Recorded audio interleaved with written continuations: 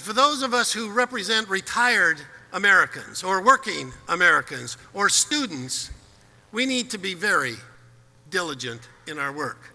We need to pay close attention to what it is they're going to do. And we need to send a message loud and clear to these people that you can't bring prosperity to America by sabotaging the retirement security of people who have worked hard and earned that retirement. And you cannot do it, bring prosperity to this nation, by cutting off the education for students who have not yet entered the workforce. If there is anything we know about the history of this nation, we know the role that working people and education have played, and the idea that some of those in Congress believe that's where we ought to cut is just wrong. And for me, the test is real simple. If it's wrong for the middle class, it's wrong for America, because this nation was built on a middle class. Now, the debates, you know as well as anyone what we're talking about here. One, of course, is Social Security. There are a lot of people who have a great array of potential solutions. One of them I hear all the time is we need to raise the retirement age. I don't think they understand that all occupations don't involve sitting at a desk. And for the millions of Americans who work and provide such a service to this great nation, but who use their body and their strength, don't tell me they have to do that till they're 75. It doesn't make sense. But for those who have all the wealth, they're not doing that work. And to them, it doesn't seem to make much difference if we raise that age. There are others who think we ought to cut the benefits. And I guess they don't understand either the role that those benefits, they may not be that much, but they are the difference between survival and not surviving to millions of Americans. And that is not a solution at all, not for the average American.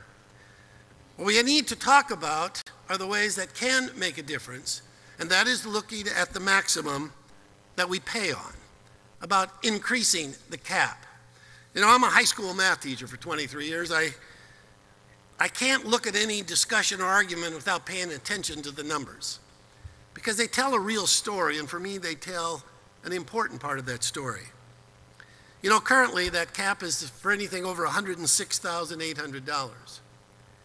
In 1982, when we adjusted the payroll tax rate, about 10% of the total income was above that cap. Today, it's 16%. And all of that income, that 16% that's above the cap, it comes to only 6% of the population. So what we're talking about when they want to raise the payroll tax rate, that hits everyone. But when we talk about raising the cap, they don't want that because it affects this very small group.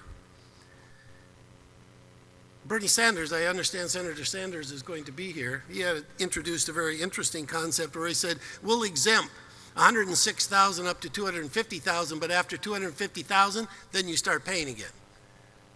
Those are solutions that we need to talk about and think about rather than automatically going to one that I believe disproportionately harms the middle class in America. One of the things that we talk so much about these days are about taxes. And I think it's the wrong discussion. Taxes are not bad. That is how we provide a government of, by, and for the people. It's how we have national defense. It's how we have public roadways. It's how we have libraries. It's a government that provides services to its people. And in our country, we pride ourselves that it's about the people, all of them. So when we get into this debate about whether taxes are good or bad, we've entered an arena where it's just the wrong question. It ought to be about tax fairness.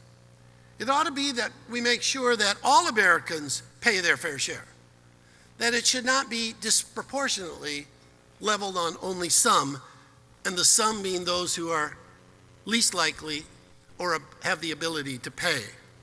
You know, part of the real root of this problem and of the debate is this incredible imbalance that is coming in our society. In 1960, a CEO made 42 times the average worker pay. Today, it's 260 times the average worker's pay.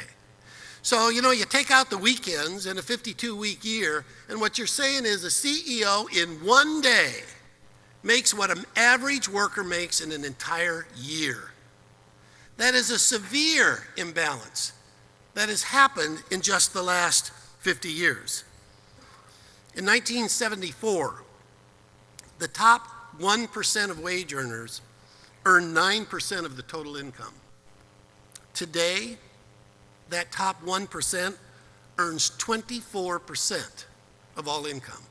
1% earns almost 1/4 of the total income in America. Huge shift in this widening imbalance.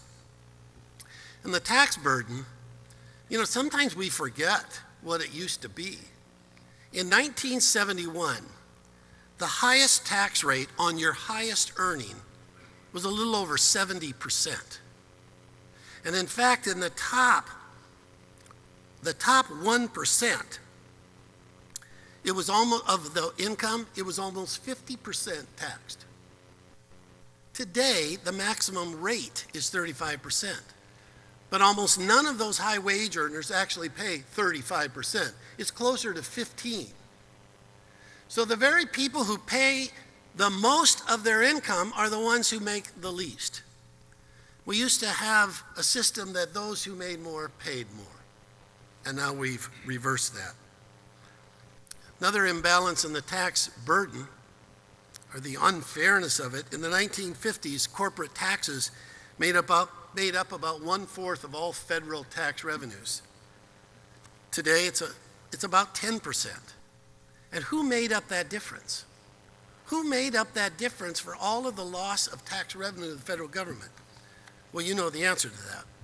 It's the middle class America.